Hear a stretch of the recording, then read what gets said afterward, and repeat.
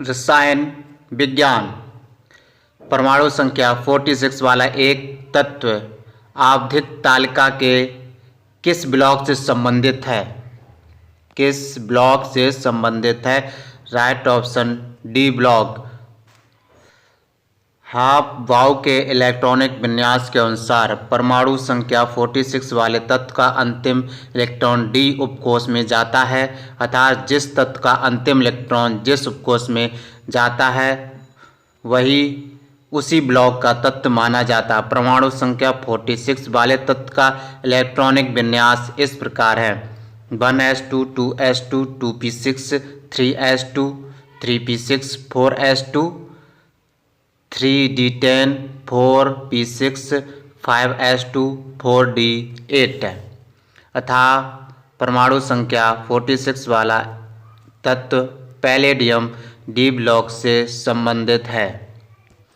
चाय में कौन सी मनोप्रभावी दवा पाई जाती है? चाय में कौन सी मनोप्रभावी दवा पाई जाती है? कैफीन पाई जाती है। यूपीएससी बैच फर्स्ट 13 दिसंबर 2010। कैफीन विश्व का सबसे अधिक उपभोग्य मनोस्फूर्तिदायक पदार्थ है, लेकिन अन्य मनोस्फूर्तिदायक पदार्थों के विपरीत यह लगभग सभी क्षेत्रों में वैध और अनियंत्रित है। कॉफ़ी, चाय, मृदु पेय और ऊर्जा पेय जैसे अति लोकप्रिय पेय पदार्थों में कैफीन पाई जाती है।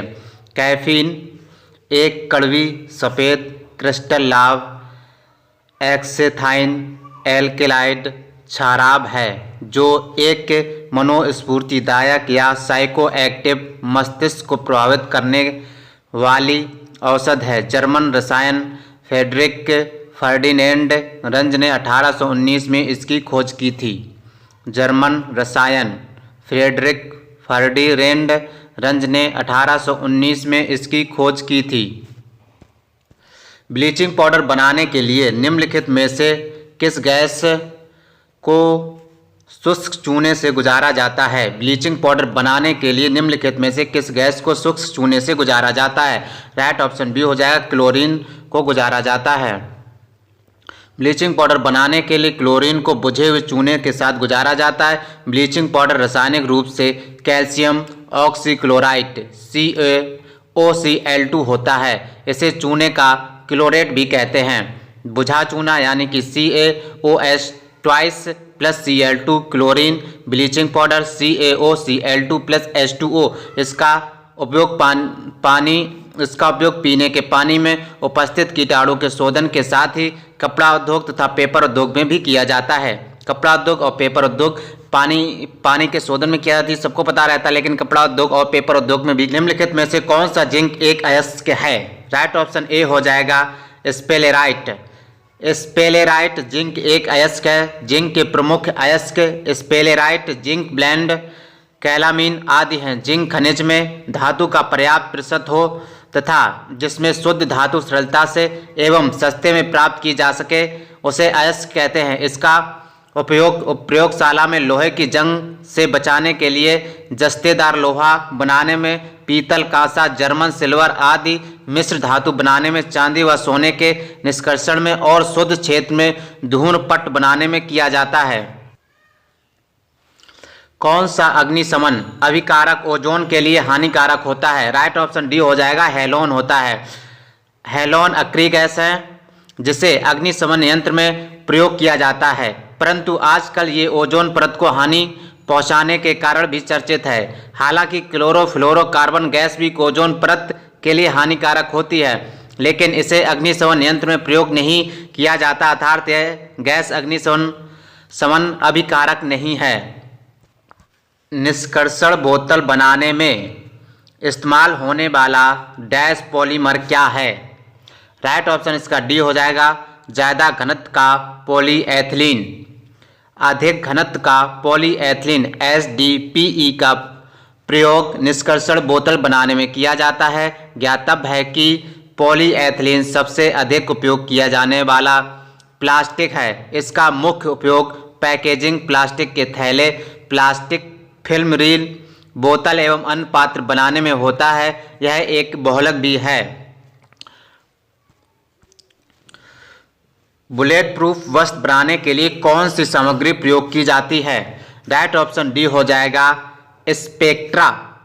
स्पेक्ट्रा बुलेट प्रूफ वस्त्र बनाने के लिए स्पेक्ट्रा सामग्री उपयोग की जाती है। एक बुलेट प्रूफ को स्पेक्ट्रा के बुने केबलर की परतों को केबलर धागे का उपयोग करके एक साथ बनाया जाता है। स्पेक्ट्रा सील को क्रैक्टन की तरह लेपित किया जाता है और फिर पॉलीथीन फिल्म की 2 शीट्स के बीच सील कर दिया जाता है। रदरफोर्ड द्वारा किस प्रयोग ने नाभिक के अस्तित्व को साबित कर दिया? राइट ऑप्शन डी हो जाएगा गोल्ड फॉयल प्रयोग। रदरफोर्ड द्वारा गोल्ड फॉयल प्रयोग ने नाभिक के अस्तित्व को साबित कर दिया। रदरफोर्ड ने यह मॉडल सन 1919-1921 को इलेक्ट्रॉन के प्रयोग द्वारा परमाणु के भीतर धनावेशित भाग होने की बात बताई। उन्होंने यह दर्शाने के लिए सोने की 100 नैनोमीटर की पतली परत पर अल्फा किरणों की बौछार की, तो इन कणों की बौछार से निम्न परिणाम प्राप्त हुए। अधिकांश अल्फा कण सोने की परत से बिना विक्षेपित हुए निकल गए और कुछ ही अल्फा कण प्रतिकर्षण बल के कारण विक्षेपित हुए। इससे पता चलता है कि परमाणु के मध्य धनावेशित भाग पाया जाता है जो नाभिक में स्थित होता है। इनमें से कौन सा एक कृत्रिम कीटनाशक नहीं है? इनमें से कौन एक कृत्रिम कीटनाशक नहीं है? देखो DDT है, डाइक्लोरो डाइफिनाइल ट्राइक्लोरो इथेन है, एल्ड्रिन भी है, BHC बेंजीन हेक्साक्लोराइड भी है, लेकिन पैराकीट नहीं है। पैराकीट कृत्रिम कीटनाशक नहीं है। यह तोते की एक प्रजाति है जिसे मेलोप्सिटाक्स अंडाल्टस के रूप में जाना जाता है। यह पहली बार 1891 में प्राणी वैज्ञानिकों द्वारा वर्णित किया गया था। यह उत्तरी अमेरिका और यूरोप में तोते की सबसे लोकप्रिय प्रजाति है। यह कुत्ता बिल्ली के बाद तीसरा सबसे ज्यादा पाले जाने वाला जंतु है। उच्च शुद्धता का जर्मेनियम द्वारा प्राप्त किया जाता है। राइट ऑप्शन बी क्षेत्र परिशोधन के द्वारा प्राप्त किया। उच्च शुद्धता का जर्मेनियम क्षेत्र परिशोधन द्वारा प्राप्त किया जाता है। यह तत्व बड़ी अल्प मात्रा में पृथ्वी पर पाया जाता है। साधारणतः यह जस्ते के खनिजों से मिला होता है। खनिजों को जलाने पर जो राख बच जाती है उसमें 0.25% जर्मेनियम ऑक्साइड रहता है। इसे टेट्राक्लोराइड के प्रभाजक आसवन विधि से पृथक कर लिया जाता है। इसका उपयोग अर्धचालकता क्षेत्र में फोटो इलेक्ट्रिक सेल व सोलर सेल में तेजी से किया जा रहा है।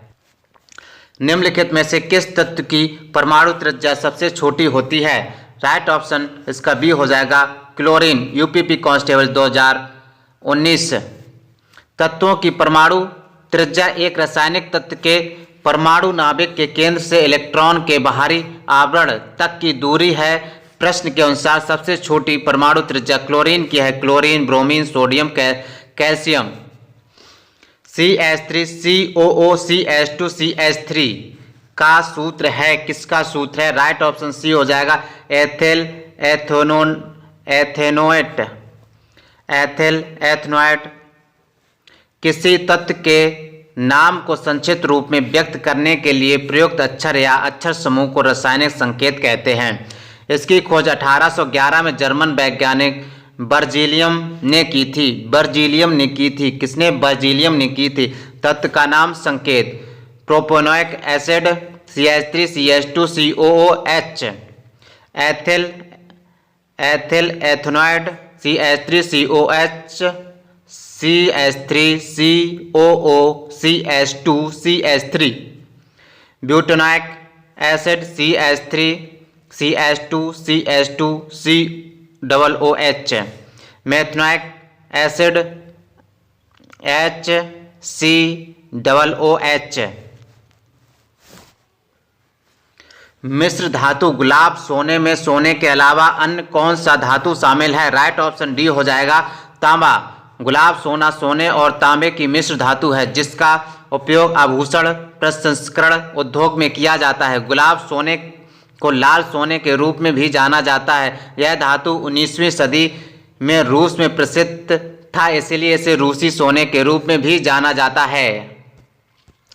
मोनोमर कैप्रोलैक्टम का किस बहुलक को प्राप्त करने के लिए बहुलीकरण किया जाता है? राइट ऑप्शन बी हो जाएगा नायलॉन 6। कैप्रोलैक्टम एक चक्रीय एमाइड है जिसका प्रयोग एक मोनोमर के रूप में नायलॉन 6 बनाने में किया जाता है। यूपीपी कांस्टेबल 2019 से फर्स्ट। CaSO4.2H2O का रासायनिक सूत्र है।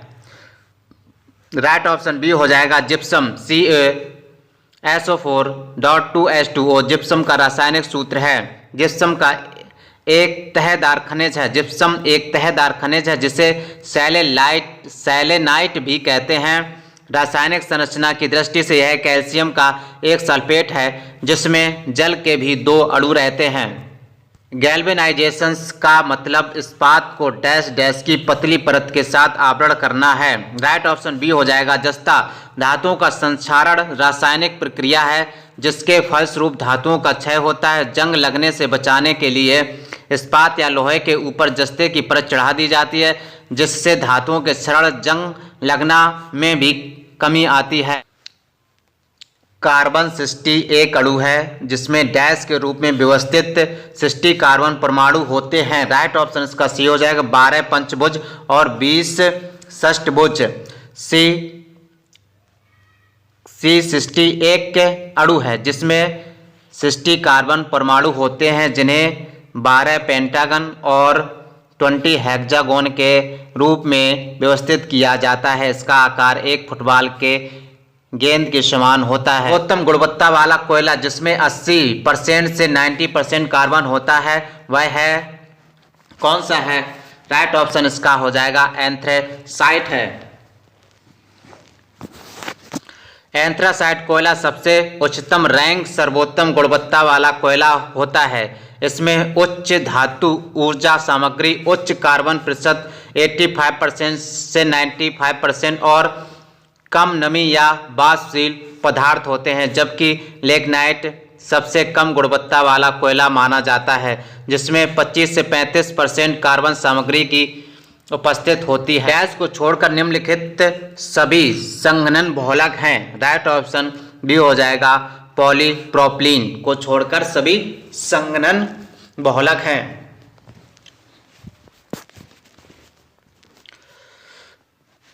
पॉलिएस्टर को एक प्रकार के बहुलक के रूप में जाना जाता है। इसका उपयोग कपड़ा बनाने में किया जाता है। पॉलीप्रोपिलीन को पॉलीप्रोपीन के नाम से भी जाना जाता है। इसका गलनांक 160 डिग्री सेल्सियस होता है। यह एक थर्मोप्लास्टिक बहुलक है। पॉलीएमाइड प्राकृतिक व कृत्रिम दोनों रूपों में पाया जाता है। यह भी एक प्रकार का बहुलक है। सिल्क, ऊन तथा नायलॉन इसके उदाहरण हैं। पॉलीकार्बोनेट एक थर्मोप्लास्टिक पॉलीमर का एक समूह है। इसका उपयोग इंजीनियरिंग उद्योग में किया जाता है। पॉलीअमाइड पॉलिएस्टर और पॉलीकार्बोनेट कंडेंसेशन पॉलीमर जबकि पॉलीप्रोपिलीन एक एडिशन पॉलीमर है। भारत में निम्नलिखित में से किस रेडियोधर्मी धातु का विश्व का सबसे बड़ा भंडार मौजूद है? राइट ऑप्शन इसका डी हो जाएगा thorium. 2019 shift first UPP constable. Thorium रेडियोधर्मी धातु का विश्व में सबसे बड़ा भंडार है, भारत में मौजूद है। थोरियम धातु की खोज 1828 ईस्वी में बर्जीलियस ने थ्योराइट अयस्क से की थी। इसके अनेक अयस्क ज्ञात हैं परंतु मोनाजाइट इसका सबसे महत्वपूर्ण स्रोत है। विश्व में मोनाजाइट का सबसे बड़ा भंडार भारत के केरल राज्य में है। काली स्याही में मौजूद अलग अलग रंगों के रंजक को अलग करने के लिए किस तकनीकी का प्रयोग किया जाता है? राइट ऑप्शन डी हो जाएगा वर्ण लेखन। यूपीएसआई बैच 2 13 दिसंबर 2017। काली स्याही में अलग अलग रंगों के रंजक को अलग करने के लिए वर्ण लेखन तकनीक का प्रयोग किया जाता है। चींटियों से हमले से फसलों की सुरक्षा के लिए निम्नलिखित में से किस कीटनाशक का प्रयोग किया जाता है? राइट ऑप्शन ए हो जाएगा कपूर।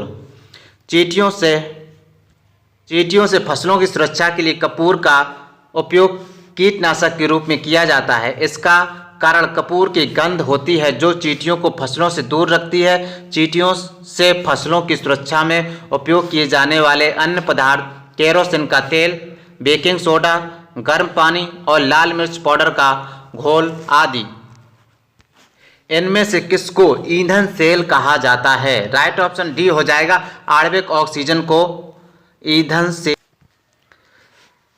सेल। फ्यूज सेल एक विद्युत रासायनिक गुण युक्ति है जो ईंधन से प्राप्त रासायनिक ऊर्जा को सीधे विद्युत परिवर्तित करती है, जिसमें धनावेशित हाइड्रोजन आयन ऑक्सीजन आणविक या किसी अन्य ऑक्सीकरण से क्रिया करते हैं। ईंधन सेल तब तक ही विद्युत उत्पादन कर सकते हैं जब तक ईंधन और ऑक्सीजन की आपूर्ति सुनिश्चित बनी रहती है।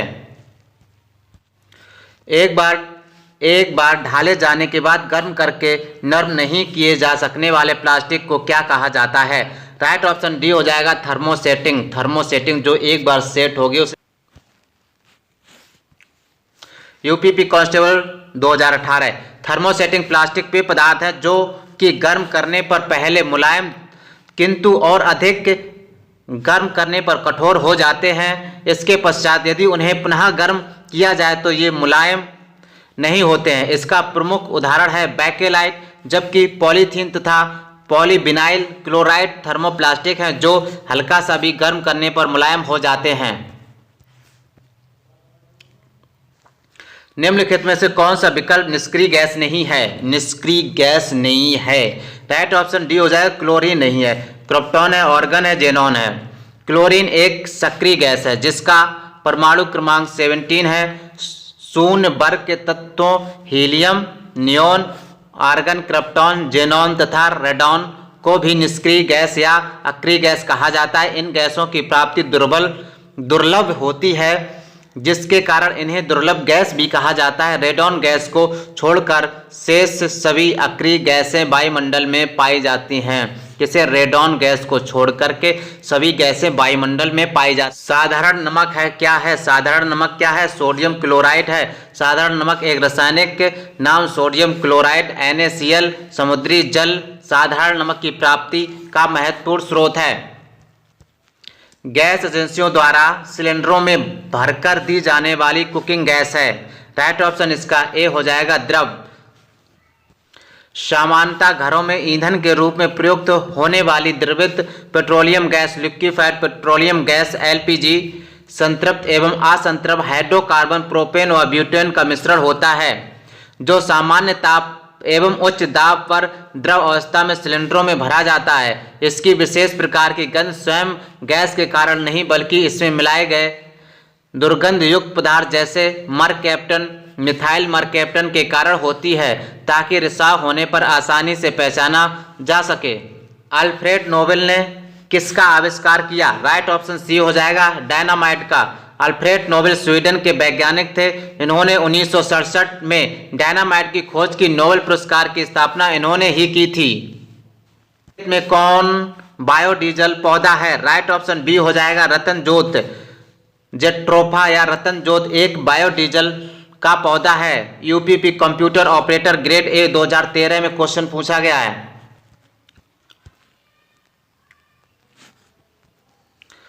प्रकाश रासायनिक धूम कोहरे में हमेशा होता है। राइट ऑप्शन सी हो जाएगा ओजोन। प्रकाश रासायनिक स्मोग अर्थात नाइट्रोजन ऑक्साइड सूर्य के प्रकाश की उपस्थिति में पारस्परिक क्रिया कर नाइट्रोजन डाइऑक्साइड, ओजोन तथा पैराटिसल एसीटाइट नाइट्रेट PAN उत्पादित करते हैं जिन्हें सामूहिक रूप से प्रकाशिक रासायनिक स्मोग कहा जाता है। पीतल इनकी मिश्र धातु है। राइट ऑप्शन बी हो जाएगा तांबा और जस्ता का मिक्सर पीतल होता है। पीतल एक मिश्र धातु है जिसमें तांबा तथा जस्ता होता है। पीतल में तांबा 60 से 62% तथा जस्ता 40 से 38% एक तक रहता है। पीतल का प्रयोग बर्तन, मूर्ति, घंटे, मंदिर के आदि बनाने में किया जाता है। सोडियम को किसमें रखते हैं? राइट ऑप्शन ए हो जाएगा, मिट्टी के तेल में रखते हैं। सोडियम अत्यंत सक्रिय धातु है, इसे खुले वातावरण में नहीं रखा जा सकता है क्योंकि यह वायुमंडल में उपस्थित ऑक्सीजन के साथ क्रिया करके ऑक्साइड बनाती है, अतः इसे मिट्टी के तेल में रखा जाता है। अत्यंत क्रियाशील होने के कारण यह मुक्त अवस्था में नहीं पाया जाता है। सोडियम चांदी के समान सफेद धातु है जिसे चाकू से आसानी से काटा जा सकता है। फलों को पकाने के लिए कौन सी गैस प्रयुक्त की जाती है? राइट ऑप्शन बी हो जाएगा, एथिलीन। एथिलीन का प्रयोग फलों को पकाने में किया जाता है। फलों को पकाने के लिए एथिलीन गैस का प्रयोग किया जाता है। Prevention of food adulteration rule 1955 की धारा 44AA के अनुसार एसिटिलीन गैस से फलों को पकाने पर प्रतिबंध है, लेकिन कानून के सही ढंग से क्रियान्वयन नहीं होने और विकल्पों के अभाव में इसका प्रयोग धड़ल्ले से किया जा रहा है। एसिटिलीन द्वारा पकाए गए फल हानिकारक होते हैं, जबकि एथिलीन द्वारा पकाए गए फलों पर कोई धब्बा नहीं आता है और फल स्वास्थ्य के लिए लाभदायक भी होते हैं। एथिलीन और एसिटिलीन। एसिटिलीन हानिकारक है, एथिलीन लाभदायक है। ओके,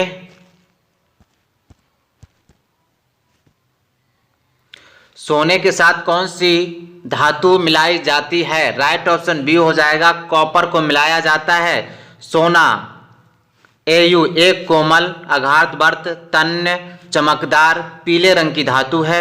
सोना प्रकृति में स्वतंत्र अवस्था में पाई जाती है। रंग तथा गुण में समानता होने के कारण कॉपर को सोने के साथ मिश्रण किया जाता है। शुद्ध सोने की शुद्धता 24 कैरेट होती है। इसके प्रमुख अयस्क हैं क्लावेराइट तथा सिल्वेनाइट। शुद्ध यूरेनियम किसमें पाया जाता है? राइट ऑप्शन ए हो जाएगा, यूरेनियम 235 में। यूरेनियम तत्व की खोज 1789 में कब? 1789 में क्लाप्रोथ ने पिच ब्लेंड नामक अयस्क से किया था। शुद्ध यूरेनियम 235 में पाया जाता है। 18 कैरेट में शुद्ध सोना पाया जाता है। कितने % पाया जाता है शुद्ध सोना? राइट ऑप्शन इसका बी हो जाएगा, 75% शुद्ध सोना पाया जाता है। कैरेट शब्द सोने की शुद्धता तथा हीरे के भार को दर्शाता है। 24 कैरेट का सोना शुद्धतम माना जाता है। सोना अत्यधिक मुलायम धातु होने के कारण आभूषण तैयार करते समय इसमें अन्य धातु का मिश्रण किया जाता है, जिससे सोने की शुद्धता कम हो जाती है। 24 कैरेट 100%। 24 कैरेट कितना? 100%। 18 कैरेट निकालना है मुझे, तो 18 कैरेट में 100 × 18 डिवाइड बाई 24 तो 75% आ जाए। 18 कैरेट सोने की शुद्धता में कितना? 75%